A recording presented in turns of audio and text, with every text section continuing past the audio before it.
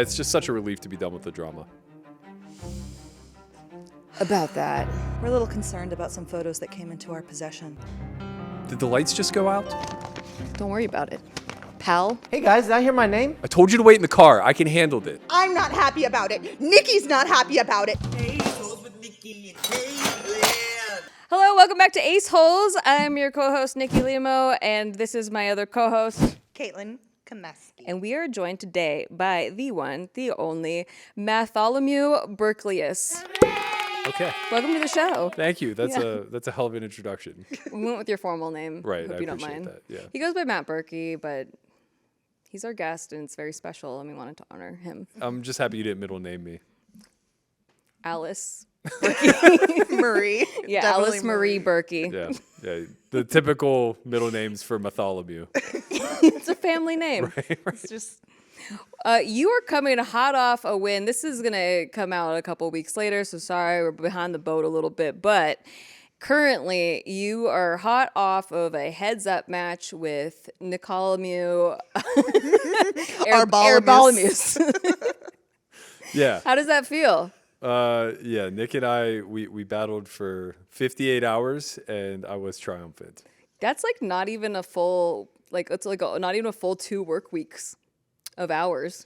Yeah, when you put it that way, making $1 million over 58 hours is pretty decent. good. It's okay. It's an okay hour. It's all right. I like how you found a way to shit on it though. alright. Very creative. That's why we work together. Yeah. Like 16,000 an hour or whatever. Right, yeah. No, All right.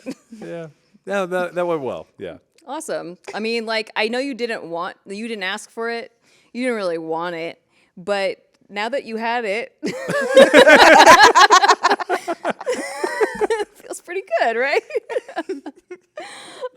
Ben!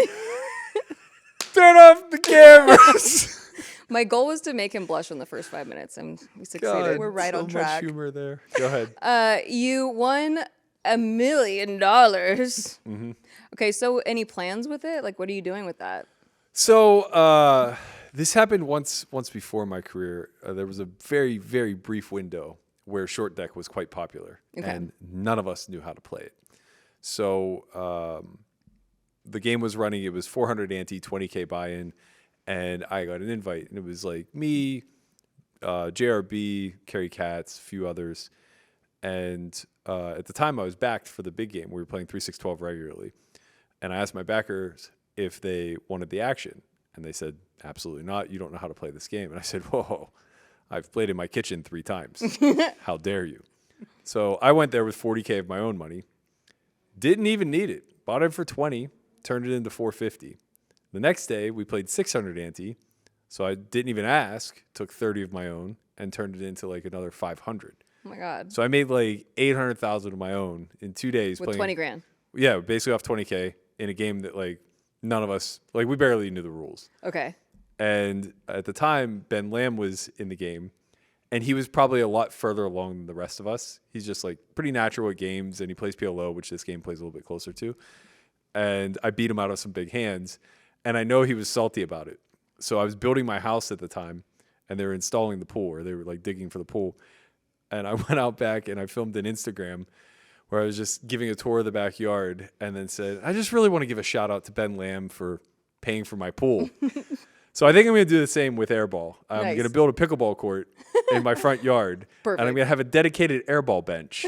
Have you consulted with anyone yet? Like, I'm dying to know, how much does a pickleball court run you? I have. So I want to do a pickleball basketball court. I have a lot. I have like way too much So space. safe to say you've taken your house off the market was the first thing that the influx of cash? Yeah, well, I mean, it wasn't even that. So the story behind the house going on the market was that about a year and 2 months ago or so, the housing market here was like at peak. Yeah. I built my house for $750K. I put a few $100,000 into renovations or whatever you want to, finishing it, I guess. And the house adjacent to mine sold for $1.7 million. Same model. So I was like, well, if I have this asset that has more than doubled in value, and I don't even think it's worth that much, I should probably get rid of it. So I put it on the market to see if we could get somewhere near. Like it's a Pokemon card? Yeah, kind of. Okay. Not my forever One of home. those board Yeah, apes. I had one of those too. Yeah, all right.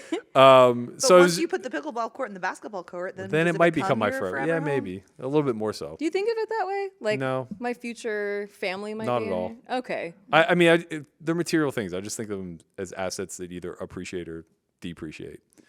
And this one had just like skyrocketed. So I was like, this would be silly for me not to just take $1 million in cash and like walk away from this. Yeah. So I put it on the market to see, how it would perform.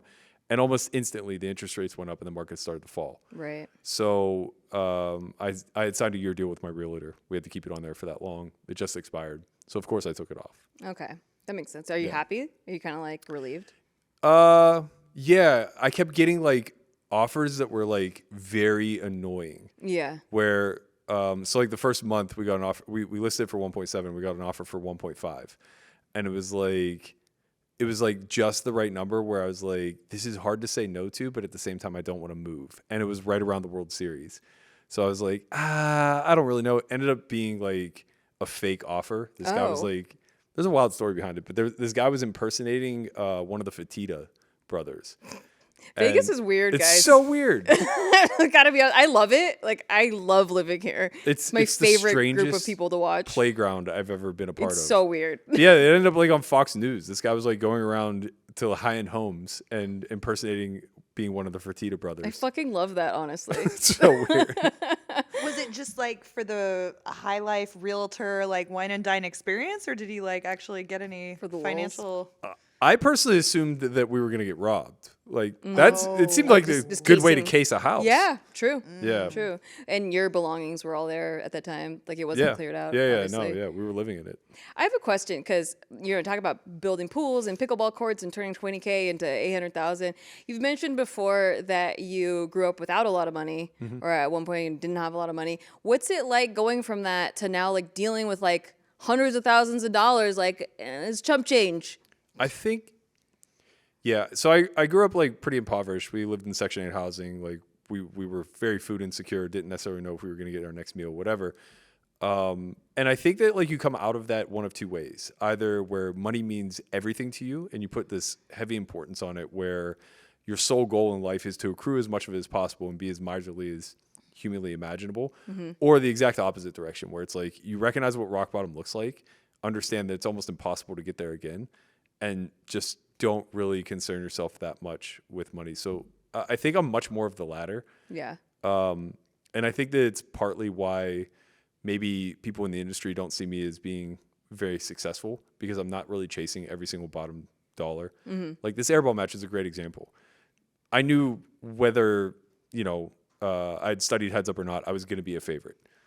But there was really very little interest from my side because I'm spending my time doing so many other things. And to dedicate 100 hours to spend with somebody that you don't really like at all, to prove some sort of like weird point. Dick swinging contest. Yeah, like almost like getting into a fight with a bully on the playground, where it's just like, what's the point of all this? But, when push comes to shove, at some point you do kind of have to snap back and say like, okay, enough's enough. I've had my character called into question at this point, and I might make $1 million payday out of this. Right. I mean, I find that fascinating as an outsider that just recently joined the poker community of like, there's a certain community aspect of like calling people out, like heads up for rolls. And like, did you ever take that into consideration that like, well, this is just the way of the land, like this is what you do as. I mean, kind of honestly, like that's never been my experience in the community. Like I didn't grow up a heads up player, and I wasn't much of an online player. I played a fair amount before Black Friday, but post Black Friday, almost zero. So I've always been in the live full ring space, and it's just a totally different animal. Like sure, rivalries exist, and there are plenty of people that disdain one another, but it never turns into this mano-y-mano type of thing. Like I've had plenty of situations where I've gotten into a beef with somebody at the table, or like we don't like each other or don't respect each other's game or whatever, and we just snap crossbook. And that gets expensive. Yeah. Right? Like there was a story, this must have been 5 or 6 years ago. I was playing a JRB's game in Ivy's room, and this man named Oscar, who is now a high stakes reg, but at the time was presented to us as a guy from Macau who was like crypto rich. Okay. He's not. I mean, he might be, but like he's very good at poker. Okay. So we play like this 28-hour long session where we're playing like 3, 6, 12, and we're all like, not all of us, but like he, myself, and a few others are like a million deep. And for hours on end, every pot's 5-bet, like every pot's 100K plus, just this huge swingy game. And I ended up losing like 300,000 when it was all said and done. So the next day we come back and it's our normal game. Oscar's not invited. And one of the regs, who was immediately to my right and had just had his biggest win in the midst of all that, was really feeling himself. Okay. And he and I really like each other, but we're both very competitive. Mm-hmm. And I was kind of licking my wounds, and he was on top of the world or whatever. So he made a snide remark about like the way I played a hand or something like that, and I just barked back, really like not like me at all, but in just a very competitive way. And he goes, "Do you want a crossbook?" And I'm like, "Sure." So we did 100% crossbook up to 100K stop loss. So whichever one of us was up 100K first. We did 30% crossbook. So whichever one of us was up 300K first would have to pay out the full, the full crossbook. And he's immediately to my right, so he's really taking the worst of it. Within half hour, I'm up 300,000. He's going to his box to get 100K. Oh my God. It was the best feeling on earth because it was all off stake. So Yeah. again, it was like the short deck scenario where it's like I'm just having a big payday right now. Is that what you thrive on? Like, is that what you live for? Is like those moments of like someone doubting you and you getting revenge? What's your motivation? Because it's not, you said it's not money. It's not necessarily like, Right. I mean, money's fun, but like you value your time. What's like, was there a goal that you set out for? Like when you initially like were going pro and you're like, these are my goals, or are you just kind of playing it by ear and following what the spark? No, I think it's a good question. I think my primary motivation behind poker was solely to not ever have to work a 9 to 5, right? So the independence that it provided and the independent lifestyle was so freeing to me. I can remember back to being like 8 and being asked what you want to do with your life. It's like not work. I don't know what, but like not work. I agree with that. Yeah, so it was like it was a path to that. And then I think as I got older and a little bit more successful, I had the financial security I was looking for and could like literally shift into anything I wanted. What I realized was that it's going to be really hard to find another platform where I'm earning at the same rate that I am in poker. So it became kind of something that I greatly enjoyed. I love competition, and it was able to not just pay my bills, but like provide a nice life for those that are closest to me. So I think like from my perspective, the thing that I'm motivated by most is finding ways to contribute in a meaningful way at scale. Mm-hmm. And, you know, scale is debatable, right? Like you start with your inner circle, the local community, whatever, and then you try to find ways to blossom out and like have some sort of societal impact. I'm obviously not there yet, but like I think that's what pushes me to try to recruit any level of wealth. I think you're there. I mean, you're well on your way there.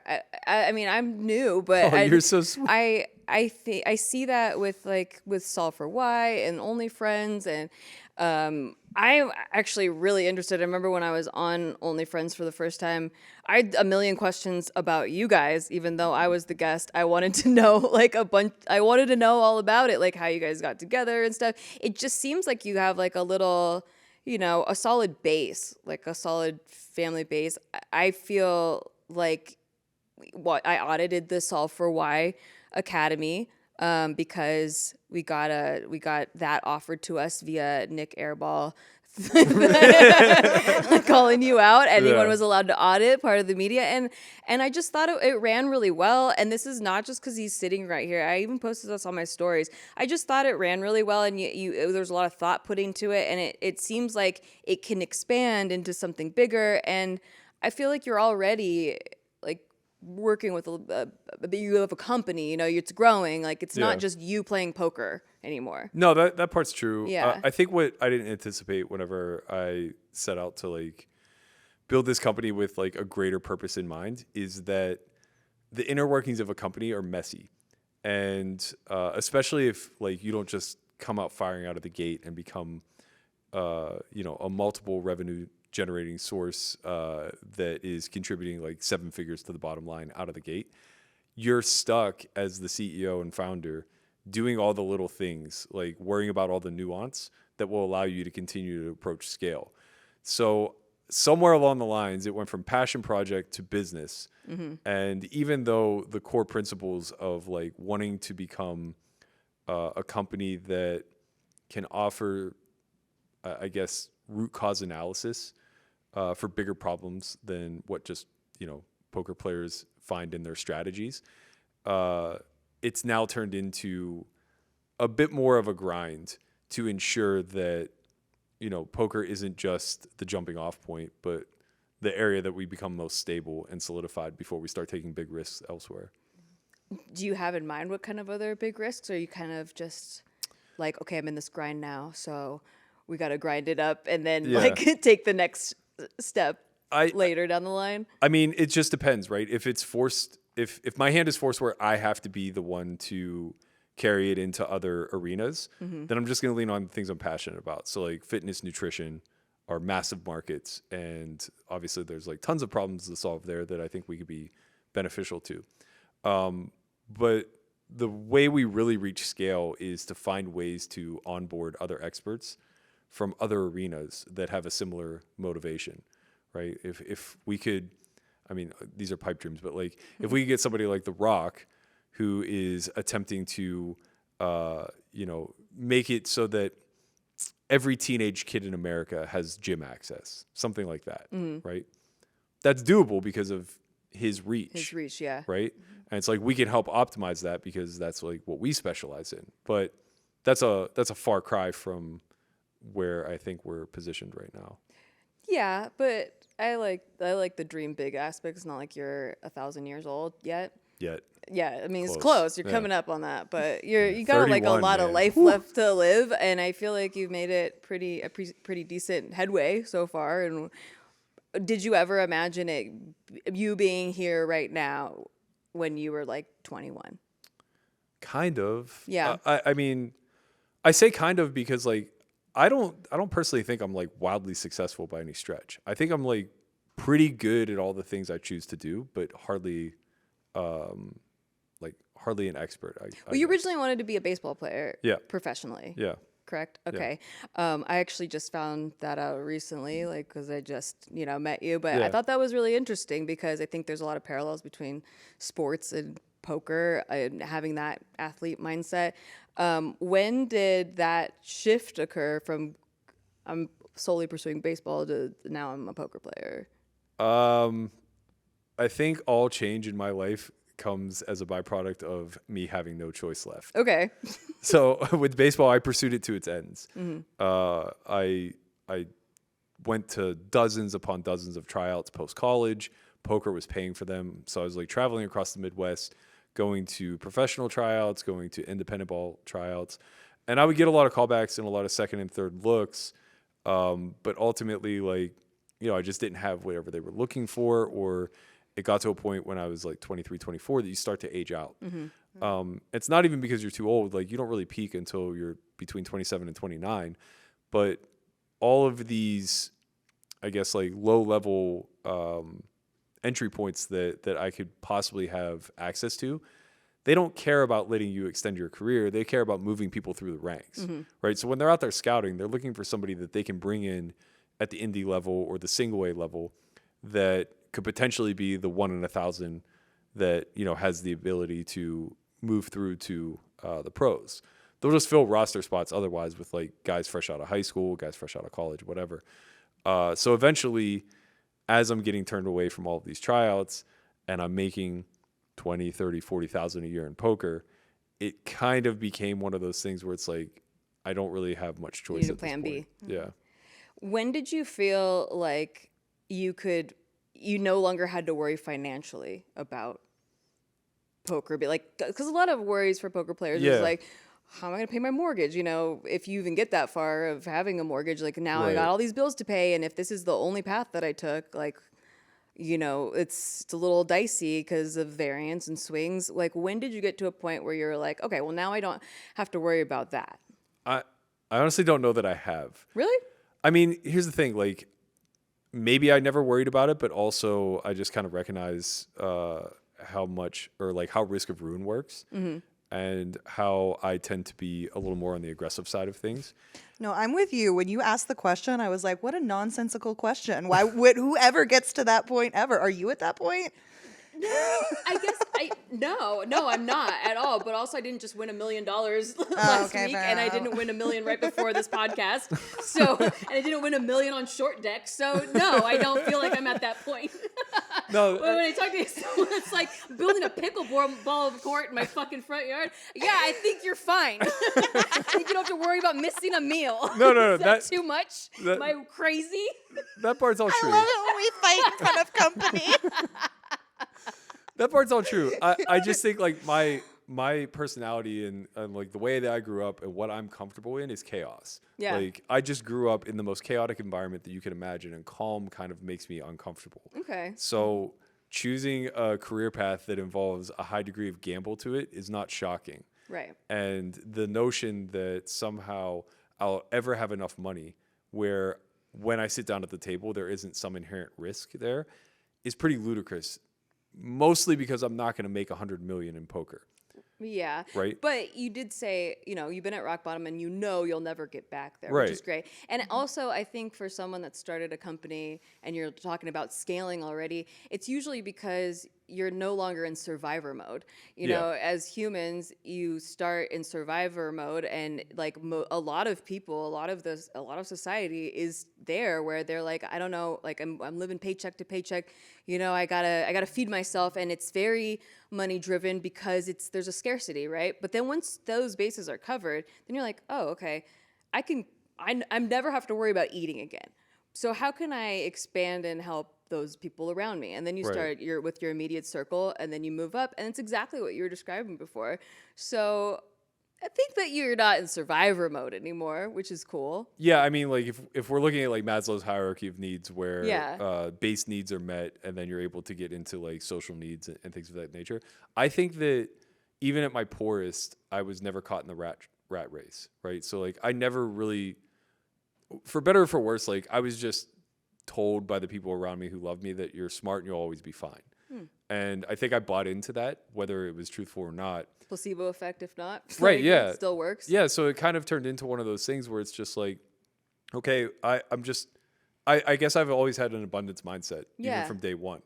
That's kind of what I was getting to, because I find that, I think that's interesting to talk about, like, someone that was an athlete, like you were driven, like, was your mindset always there, or was it something you had to develop? I think it was inherently always there. Just I'm sure it's a byproduct of like how I was raised and like the environment that I grew up in. It's really cool, like, because not a lot of people come from like a Project 8 background and we're told like, hey, you're gonna do fine. Yeah. No, that's really that's cool. very fair. Yeah, that's fair. And honestly, like there probably was a point in my life where I was really soft. Like I remember, elementary school, like 4th grade, 3rd grade, when I was the chubby kid and I got picked on a lot because I was the poor kid, and you're just really trying to hide everything You were about. chubby? Yeah. My grandma used to just say it was baby fat. I can't picture that. She's like, it's baby fat, it'll go away. It's cute. I was fat Matt for some time. I mean, when Matt. when you're living off like ding dongs and chocolate milk for Yeah. meals, like you're not exactly shredding up in the. Yeah. But You got to bulk before you can. right, shoot, so, exactly. yeah, See, you yeah. understand the Yeah. process. But yeah, like whenever I was at that phase, I think I very much had the woe is me, the world is out to get me, like why doesn't anybody care about me, why doesn't anybody sympathize for me type of thing. Okay. Like where's my helping hand. And then I think as I found sports, specifically baseball, I just really learned how to be tough because I wanted it so much, and I knew that nobody was gonna pat me on the back and tell me it was gonna be okay when I struck out. Like I just created this new normal where like that's not okay, that's just not good enough, and we have to go and work harder. And I would just like slave at it. I mean, I was 11 years old, spending 4 or 5 hours a day just throwing a ball off a wall, because that was what was available to me, and that seemed like the right way to make sure that I was progressing towards something. And did you? I imagine you approached poker the same way. Sort of. I was scared of poker. I was terrified of it. Yeah. I never gambled at anything my entire life. See, this is interesting to me. Like, how do you go from that to this? Honestly, Lamanna, I owe him a lot of Yeah. appreciation for it, because he was the opposite. He was just all in from day one. And you guys were best friends since like fifth grade. We had a rocky. So I knew it. Every time people are friends for a long time, they started off like not liking each other. well, to be fair, where we grew up, like the friends that you make in kindergarten, you have for life. Okay. So I have a dozen friends that I've known since we were 5, and we'll just always be each other's like closest friends. Aw. But yeah, with Brian, his dad was friends with my granddad. Okay. They drank at like the same social clubs. Were they So- the same age? No, they were probably like 15, 20 years apart. Okay. But you know how it works. Like, Yeah, so- you and Landon. yeah, exactly. No, but so where I'm from, it's very weird. Small town mentality, steel mill town. But it's very ethnic town, right? So my grandmother was full Italian, my grandfather was full Slovak, and there were clubs according to your ethnicity. So like there was the Slovak club, and there was the Italian club, and then there was the Polish club, and a few others. And my granddad, because he was Slovak, was obviously like, you know, a big higher up there. And then he would get to go to the Italian club as like, you know, a guest of my grandmother's or whatever. And Brian's dad is full Italian. So that's where they met and became friends. Long story short, basically when I was in 5th grade, I had no friends because I was Fat Matt. And I got set up on a play date via my granddad, taking me to Lamanna's house I love this way out in the story. sticks. And then we ended up on the same Little League team together. We were good friends until like a little past puberty. Like 9th grade, he got really fucking annoying. Like when girls came into the picture, Oh yeah. Oh. he was the look at me, like cheap humor, lighting his bangs Joking on about fire. balls and dicks a lot. No, to that would ratio have been people, maybe? hilarious. Then I would have. so funny. Oh, It I'm would've sorry, been my insane. mistake. No, he was like the, you know, standing in the middle of the room, he'd light his bangs on fire kind of kid. He was a pyro. Right. That came up in an OnlyFriends episode. Yeah, he burnt down the woods behind his house. Like, Yeah. he just Did he get to kiss a girl the night he I'm sure he lit did. his hair on I mean, fire? that is pretty hot. I mean, He In was- more ways than one, but He was shredded back then. But yeah, he was definitely like a kid who like wanted to be the center of attention and drove me fucking insane.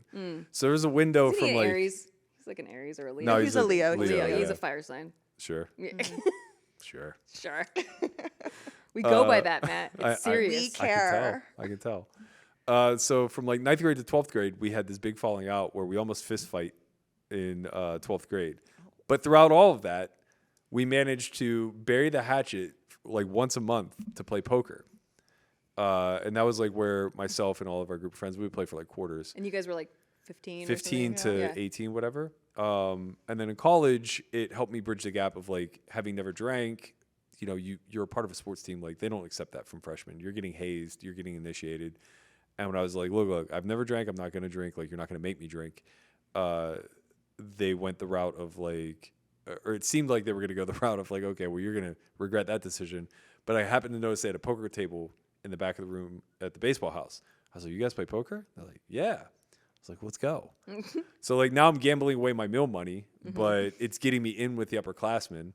And that just kind of carried through until the moneymaker effect, in which case Lamanna dropped right out of college, moved up to Erie where I was at in college, and we like started going to local games. Within a year, he's like, I'm doing this. I'm doing this for a living. And I have like, 15,000, which is probably about 15,000 more than I've ever seen in my entire life. Yeah. I'm like, That's a lot. I'm good. Yeah. I'm done. Like Yeah. I've made my life savings here forever. Obviously I could die happy. And he's like, no, you're really good at this. You have a knack for like being able to kind of like just look at somebody and understand where they're at, strong or weak. Like, trust me, like you're going to be fine. And he really pushed it. Like there's no way I would have moved to Vegas without him, Greg, and a few of my other friends. And when was that? 2008. Okay. So it was 5 of us that moved out here. Brian, my 2 college roommates, Brandon and Greg, and then Brent Hanks, who we met at like the local casino. And I'm telling you, they got me out here kicking and fucking screaming. Really? I was not coming. You did not want to come? No. Wow. I'm born and bred in Pittsburgh, this like neighborly town. was Fred it that you wanted to Rogers- stay there or that Yeah. you didn't want to go to Vegas? Vegas represented everything that was like the antithesis of me, right? Like Fred Rogers is a Pittsburgh staple. We grew up watching Mr. Rogers, cheering for the Steelers, going to church on Sundays, and like not gambling. But there had to be a piece of you that wanted to move. Otherwise, you wouldn't. Well, Because it sounds like you don't give in to peer pressure. no, you're right. Yeah. And I think I just like knew that I had to because Yeah, you answer the call. Sure. You do. Yeah. Well, was like his as much hero's as I journey. romanticized everything I just said about Pittsburgh, like Yeah. I didn't go to church on Sundays, and I wasn't interested in going to church on Sundays, and like Yeah. you know, everything about the traditional path wasn't ever for me. Yeah.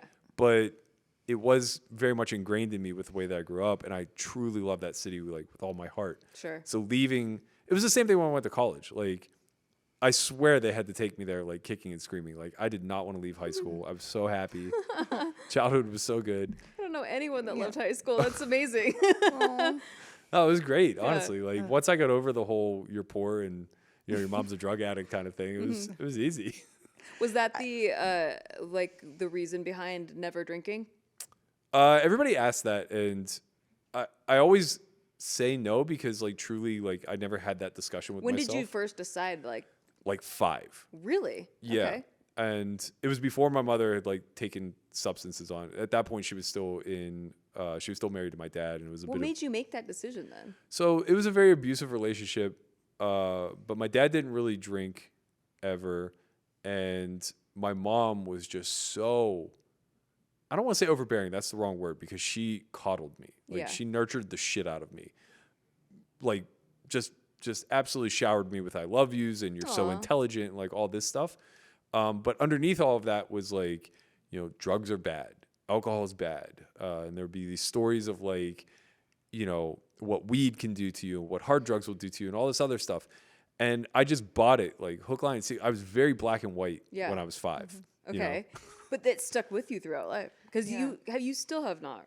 Have you? No, not? never. I mean, there's like, honestly, there were like foods that I had decided at a young age that were just like bad for you, and I was just never gonna try. Interesting. Like, I'm trying to think like off the top of my head, but Artichoke? I want to guess. no, Shrimp. Like I mean, what looks weird that I'm he not. doesn't want to try? No. I mean like unhealthy. Oh, okay. So a good example, like mayo. Mayo was. But you were living off ding dongs, you said. Right, it's crazy. Yeah, right? you're a weirdo. Yeah, Straight up weird. but I had already tried ding dongs. And I knew they were Quit good. abusing the guests, Nikki. I swear to God. You came in here swinging. Yeah, fair enough. I already knew ding dongs were good. Okay, yeah. they Right, were I had delicious. never They were tried delicious. mayo. Yeah, of course they're amazing. I hate mayo, by the way. I don't know if I like it or not. I don't care to know. And to be you've honest, never tried it. No, Oh my god, I just won't. that's so funny. I'm pretty positive. I don't know why I- that's so just so random to me. I mean, I'm that- pretty positive I would hate it. Yeah. But that was just the way I was programmed then. I'm obviously not that way now. I'm like super Sure. open to stuff. I just had octopus for the first time, which was a wild experience. So good. Who knew? They're smart. You can't eat those. I know, that's fair. That's mean. Yeah, that is fair. Yeah. What kind of challenges have deciding to live a completely sober life brought to you? Like, what are some of the, you told the story of like being a freshman in baseball where they wanted to haze you and they wouldn't allow you. I imagine being at these recreation filled rooms is Yeah, where really people hard are to drinking games. be the and sober stuff. pro at the table. Honestly, it truly isn't. It's really shocking how understanding people are whenever you just are like truthful with them. Yeah. Like, don't make up some bullshit story or even lean on the fact that like my mom was an addict who OD'd or anything else, but like legitimately just say like, yeah, I've never tried. I've truly, I mean this from the bottom of my heart. I've never had an ounce of curiosity towards any of it. It's just like, for better or for worse, I grew up believing that the best asset I had available to me was being of sound mind. And watching, this is probably what was more of an influence. It wasn't watching my mom lose her life to drugs and substance. It was actually watching her suffer from schizophrenia and bipolar disorder and going crazy. Like, I don't know how inherent that is to be passed down to me, and I don't want to test it, Yeah. right? It's I think like, that's smart. yeah, I literally watched her walk around my neighborhood rather, going door to door, asking them if they had seen her child that never existed. She was positive. It was crazy. She was positive she had a miscarriage of a baby that lived, and was literally going door to door asking them if they had seen this baby. That's so sad. She was just, She gone. timeline jumped. Yeah, it was wild. But like, she had undiagnosed bipolar disorder at that point, and had plenty of schizophrenic episodes. And just like watching that all the time and having to babysit somebody who's in that frame of mind, was just like, I never want to be like out of my mind. Yeah. No, that So makes it's more of a total control sense. thing than anything. Probably. Yeah, I would imagine so. Did you have like issues with like girlfriends throughout the years that are like, come on, baby, champagne, our anniversary? Is that ever a thing? No, everybody I've ever dated has always been like super understanding. Same thing with like the people that I gamble with. Like they've never tried to peer pressure me or anything along those lines. But the biggest hurdle to get over, I think, is like first and second dates, where the person you're with wants to like loosen up or whatever and order a drink, and then you just say like, oh, well, like I don't drink. I hope that's okay. And then they start to feel awkward because they are. It's like, I truly don't give a shit. Like, go nuts.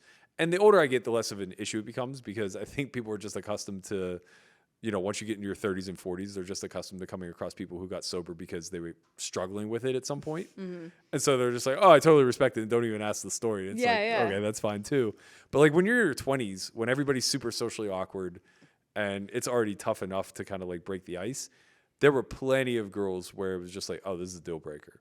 Like if you're not willing to get drunk, then like this isn't going to work. Huh. I probably got saved. Yeah. Yeah, If that's for the deal sure. breaker. Yeah. So, speaking of ladies, any hot dates in your life now? No. No. No. I know. I was on OnlyFriends recently, and I you thought you were said going to say Tinder. I was So on- your husband's going to be Yeah. a little well, he's on there concerned. too. We're both, it's a tag team. Oh, Together. right, We're right, both right, sure. looking- They're doing research for looking- me. Yeah, yeah. looking for unicorns. Yeah. No, you said specifically that you are giving up dating. You're out of the dating pool. Yeah. Vegas isn't it. How about since you have won this heads up match, have you gotten lady callers? Yeah. Anybody in the DM? I mean, honestly, Is there someone out there that's mad at you answering this question like this? I don't think so. I hope not. Instagram is definitely a far better. Maybe that's not the right phrase. I was gonna say it's a far better dating platform than like Tinder or Hinge or any of them, but that's probably not true either. It's just an easier one. Okay. You find Instagram easier. Because they come to you, Yeah, or Yeah. It's like the Bumble for men, Yeah, true. or actually maybe it's just like the Bumble. Yeah. Actually, the more I think, it's more like Bumble. But no, like honestly, like Vegas is just like so hard. It's the most.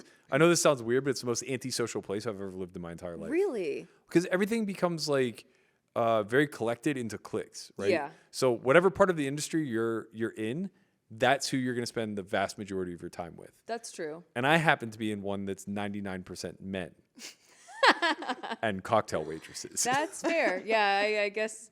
I was like, what are you talking about? There's so many single people. Like, Right. Yeah, that's true. They're all dudes. I've always been in male-dominated spaces. Yeah. Yeah. So not the easiest place. Yeah. So does it become very incestual in that pool? I'm coming think from so. in the comedy world. It was pretty incestual. Yeah. I mean, I made it like a hard, fast rule for the majority of my time in poker of like, just don't shit where you eat. Okay. It seems like really bad ideas. There's just way too much crossover. This isn't the place. And I did great with it. And then, you know, I had a couple relationships within the poker space. That was different. Yeah, I've heard recently. That was Yeah. different. some of that got aired out publicly. Yeah. Yeah, that was people who know me well will understand like how uncomfortable that is to me. Is that a huge part of the decision why you like went underground and like we're not posting on Twitter for 2 weeks after that started to blow up? There was the Vertucci pod and the Airball G with like Lynn and, you know, taking a lot of pot shots at you for personal things, for business things, just like all. Yeah, that actually probably made me get loud, not quiet. Okay. Because I think that it's just like beyond ridiculous to anybody who even knows me. And obviously Lynn knows me very well. So it was, of course, obscene to hear it come from her. But when I decided like, okay, I'm just going to get off social as this match is starting, it's much more close. It's much closer to like who I am as a competitor when I'm taking something very seriously. Like, I don't want the noise. I don't want the distractions. We've said all we need to say. I'm just going to go in there and like beat the shit out of this guy and then move on with my life. And I think after the first 3 sessions that we played, I was so confident in how much of a favorite that I was, combined with the fact that he called off sick the following week. So now we have this two-week layoff. That I was like, okay, well, I'm just not going to let this go unchecked. Like, us not getting in the second set of matches because he came up with a mystery illness after what I'm positive he felt was a steamroll the first 3 sessions. We're going to get back on social. It's time. It's time to bring out the memes. It's time And were to you just ratio not feed. posting, or were you not really taking it in at all? You weren't I wasn't checking anything you saw was because Landon or Melissa Yeah. sent it to you. That's exactly right. Like when I was exposed to stuff, it was the group sending me screenshots or links or whatever. I had everything deleted off my phone. I would use browser if I had to, but I gave myself 1 hour a day to do like business stuff. So from the beginning, you decided you did not want to make this public. It was a whole big ordeal on socials that, Doug wanted it to be live streamed at the lodge, and then you said no to that, and then you said no to any live stream at all. It's Turned just, down large sums of money from him as absolutely, well. yeah. And were there any maybe regrets behind that?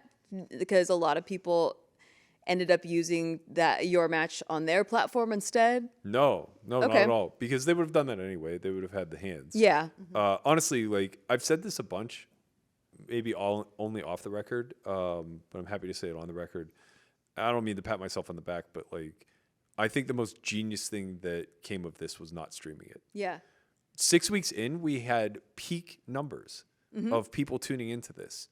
That like as it was ending, we were still at our absolute peak. It was just a straight rise from day 1 to day whatever, 48 or whatever the hell it was.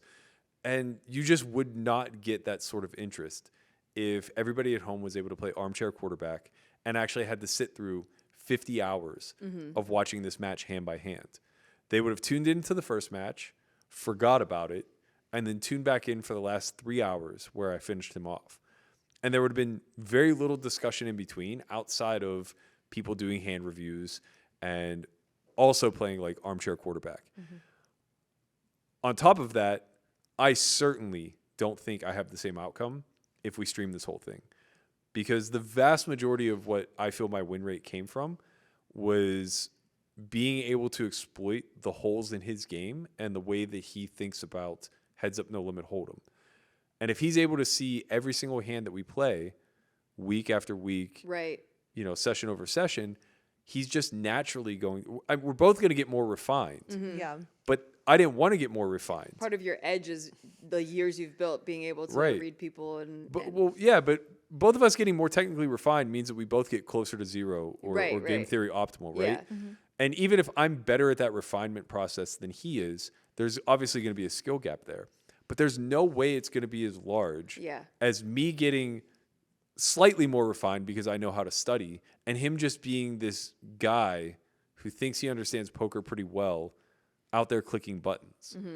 I mean, the win rates as it stands were somewhere between like 50 and 75 big blinds per 100. And that's impossible in most spheres, especially like online. But in live, like it's really not that crazy to find somebody who's winning like 25 big blinds an hour. And when you extrapolate that out, that's probably not that far off. Like 25 big blinds an hour in this match is probably somewhere around 40 to 50 big blinds per 100. It's very attainable whenever you're playing between 250 and 800 big blinds effective with a big blind ante versus somebody who doesn't really understand theoretically how money is supposed to go into the pot. And you never played heads up really before that. I mean, you've played it before, but not like seriously studying it, right? Yeah, I never studied it, and I had very little experience. I played a little bit of like heads up PLO pre-Black Friday. Okay. How many hours would you say you actually put in for this match? Yeah, what was that like? So most of it was front loaded. I would say that I was probably studying on average like 15 hours a week, but like week 1 and week 2 probably made up for half of the overall study. Okay. And what did that look like? What tools were you using? So initially it was, I had like a 90-minute conversation with Kevin Rabichow where we basically just sat down and ironed out a game plan. Like, how do we want to approach this match? How technical do I need to get? What things am I good at that I can lean on? What areas am I weakest that I can kind of plug? And what do we anticipate to come from Nik? From there, it just turned into me kind of just taking a hammer to nail approach where I use this program called Ruse, which is an AI solver. Basically, it can do very complex solves at high SPR in a matter of seconds. So I was able to get pre-flop ranges for up to 1,000 big blinds, uploaded them to Ruse, and then just started drilling them based off of the different types of formations that we would see. So I started with 4-bet pots, right? Start with the most narrow range, work your way out to the most broad. Even though single raise pots are going to be the most common, they're also going to be the easiest to play as far as like just natural understanding how the game works goes. Most of the win rate that's available is going to be in 3 and 4-bet pots because the mistakes can be very large there. So I drilled those in position, out of position, kind of worked my way backwards to single raise pots. And all along, I was just trying to take flop subsets and kind of understand how the betting strategies work. So would look at like ace high disconnected, then like ace high broadways, two-tone versus rainbow, monotone. And it gets like very nuanced and very annoying. Yeah. Whenever I've watched Heads Up Match, it just seems like it's a psychology, like who could fuck with each other more. I know there's like a strategy, obviously, like you've been studying, but it seems from the outside when you're not used to playing Heads At Up. our it's just, level, like, for such sure, a- that's yeah. what's happening, right? It's a big pretty leveling nuts. war. Being tuned into the meta is just worth a lot of win rate. Yeah. If you get somebody like Doug versus K-Rab, it's just going to be very technical. Okay. Right? How hard have these two studied? How Yeah. close to the machine can they replicate? And then on top of that, there's going to be a layer of meta that might offer a little bit of win rate being exchanged one way or the other. That sounds like insane. How did you? Are you like totally into Heads Up now? No, God no. I think my finale for this will be taking the process that I built to study and making a course content out of it for Solve for Why. Oh, I love that. Not necessarily so people can understand how to study Heads Up, but But so they in can see general. an example of like how to approach really any game that you want, even if it's something like Connect 4, for example, which is solved, right? There's an actual perfect way Is to play. there? Yeah. But you can reverse engineer it. I haven't run my Sims for Connect 4 yet. So Well, ironically, you don't have All in the to. wrist. Ironically, you don't have to. You can actually reverse engineer it if you like take certain heuristics and apply it to the board yeah. and just like play it out, like just thinking logically about it. Like if I do this and they do that. Is this where your passion truly lies? I feel like it is. Yeah, I mean, Like reverse engineering and figuring out. yeah, I mean, I hated being a computer scientist, but like that aspect of computer science was, That was your major? yeah, Oh, I didn't know that. yeah. That's why I got my. I thought you degree just in. like went to college for baseball. I did. Yeah, okay. Truly, I did. Usually, like they take. They gave me a diploma they take, along like, the way, though. communications or some shit. Like, Yeah. went computer They just science. pass all them right. on through. Yeah. I had good math aptitude, so they kind of stuck me there. It was 2000, so they're like, "Oh, this is a booming industry. Like, you'll do great." And I'm like, Yeah. "I'm never getting a job, man." But sure, bring it on. Yeah. Give me the applied math. Yeah. Okay, so after this Heads Up match, Nik Airball did issue an apology publicly to you. How do you feel about that? You felt like it was genuine, or do you feel like it was just a statement? Yeah, I mean, I don't know because, well, for two reasons. There's only two reasons why I really don't know. Number one, he could have said it to me face to face and chose not to. But to give him credit, he did shake my hand, say good game, and congratulations. So, like, whatever. Apologizing is hard. And then number two, right before he put out the written statement, he did an interview with DJAF. And it seemed like if they had come in reverse order, it would have looked like he was walking the apology back. But because it came first, it was kind of just like a little context that I'm taking into consideration. The DGAF interview came first, or the apology? The DGAF, Okay. yeah.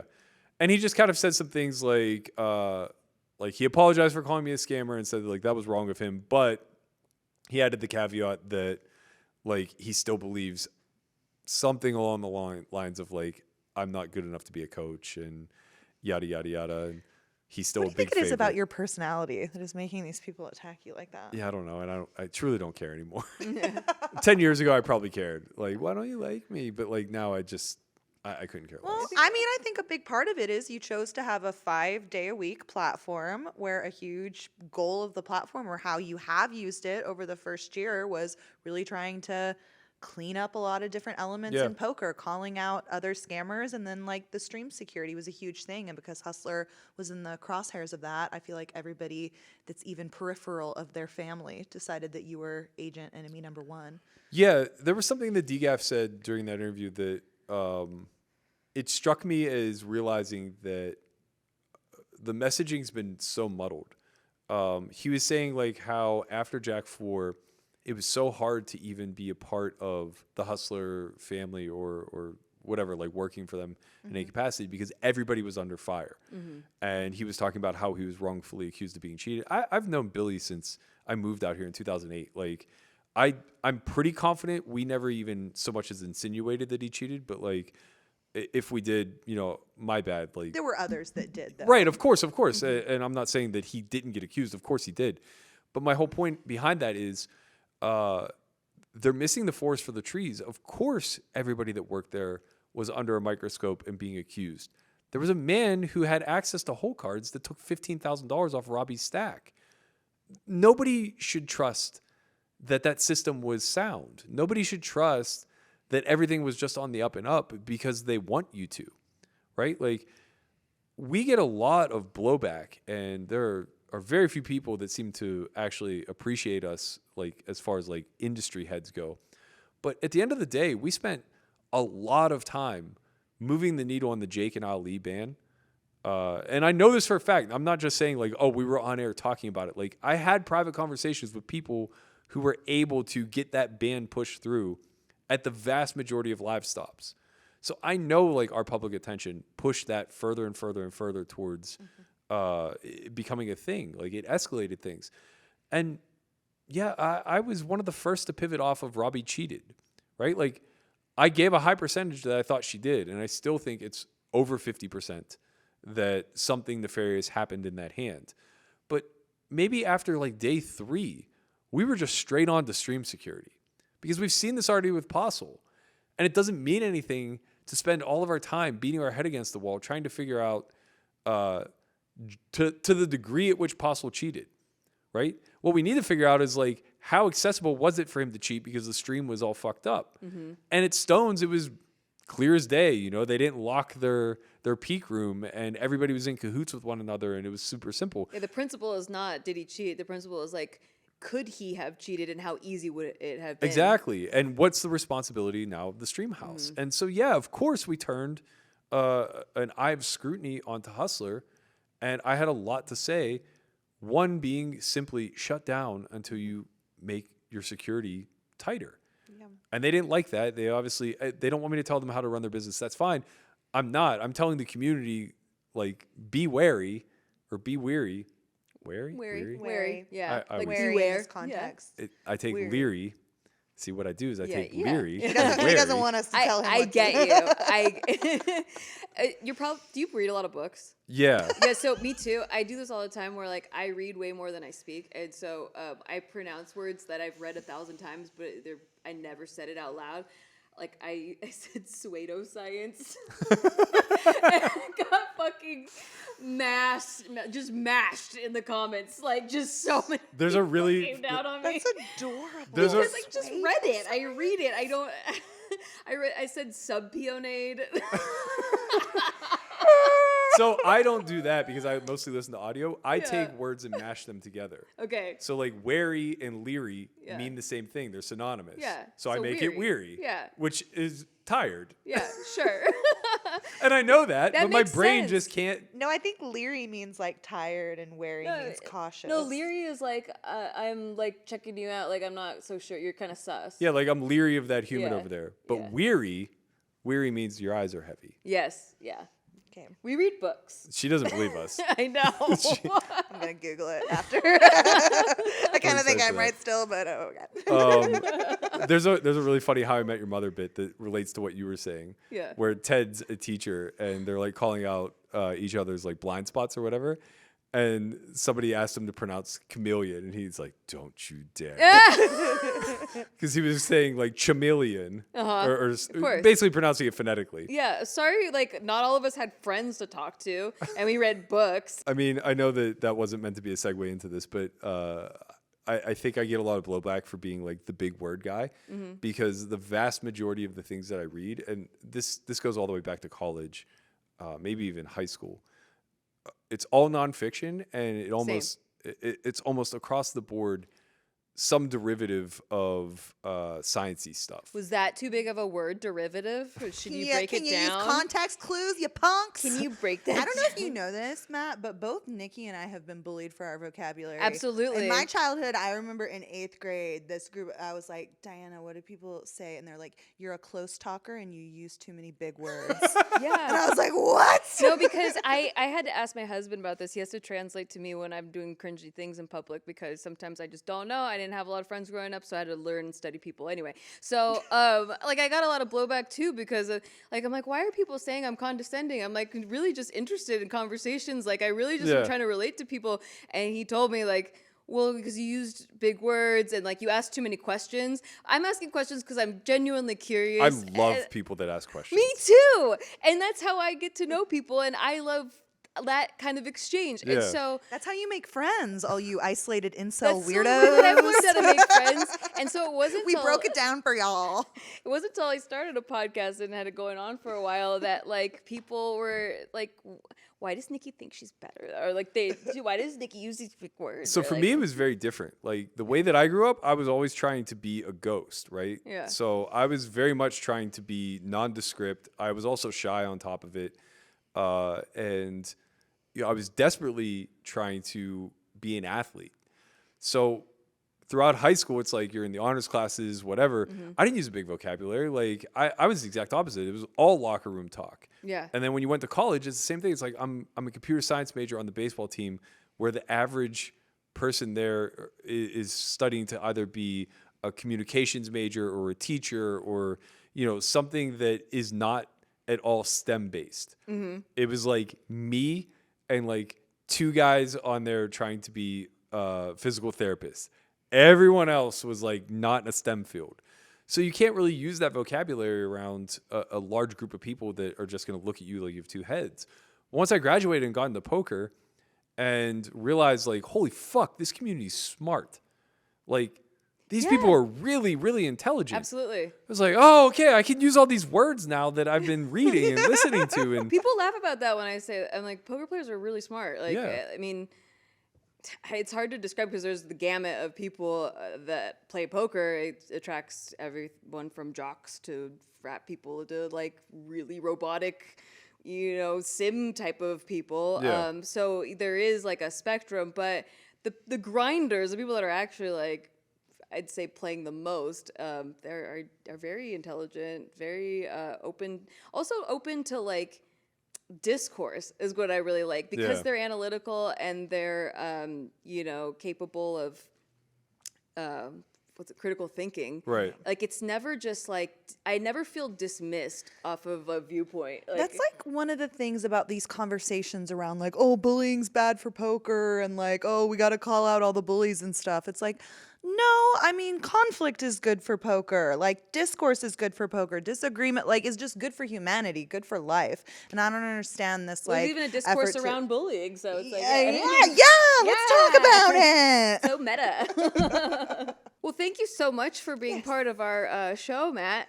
thanks for having me. I appreciate you being here. And congrats on the match with Airball. Gosh, what a victory. Yeah, it's just such a relief to be done with the drama. About that. We're a little concerned about some photos that came into our possession. Can we show you? Wait, I'm confused. Did Lynn send you these? I sent those to her in confidence. No, not those. We have other pictures. But you admit that you've been a subject of a photo before. I'm feeling a tone shift. Did the lights just go out? Don't worry about it. Pal? We're handing you a secret file, GPI winner, supposedly. What are you talking about? You were there. You won one too. Just look at the file and tell us what you see. I see the insurrection. Look closer. Lamanna? And? Landon? This is an old picture of him. He's gonna hate this. Do you know where he was January 6th? How can I possibly remember? My Whoop band doesn't track that. Well, we know he wasn't at a Taylor Swift concert because she wasn't touring that year. This interview's gone off the rails. Are you wearing hats now? Don't worry about it. Are you? Look, we just think to solve for why subscribers deserve to know whether or not Lamanna was at the insurrection. We just want the truth, Matthew. For all intents and purposes, I can't say with 100% certainty, but I highly doubt that Lamanna was at the insurrection. Hey guys, did I hear my name? I told you to wait in the car. I can handle this. I'm grown, Matt. Besides, my meats were getting too sweaty in the car.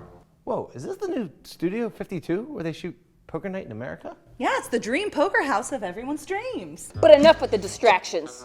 The truth is gonna come out. Are you lighting a cigarette inside right now? The truth always comes out. What truth is gonna come out? Caitlin and Nikki think that you were at the insurrection. Do you know where you were January 6th? That's absurd. How can I possibly remember? My Whoop band doesn't track that. You can't suck on your Whoop Band's titty anymore. She can't help you. It's you. Hi. You're the problem. It's you. Taylor would never say that to me. Why are you both the bad cop? I'm gonna shoot you straight, Lamanna. Poker needs a new controversy.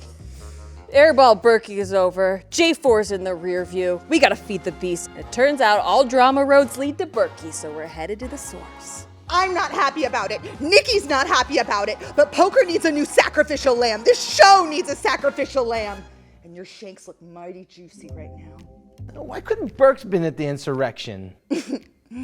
We have other plans for him. Take a look at this file and tell me what you see. I see the grassy knoll. Look closer. Berkey? That's right. I wasn't even born yet. Say it. Say it, Matthew. You shot JFK. Do it. Do it for poker. Do it for the clicks. Think of the clicks. Daddy does like his clicks. Aceholes with Nikki and Kay.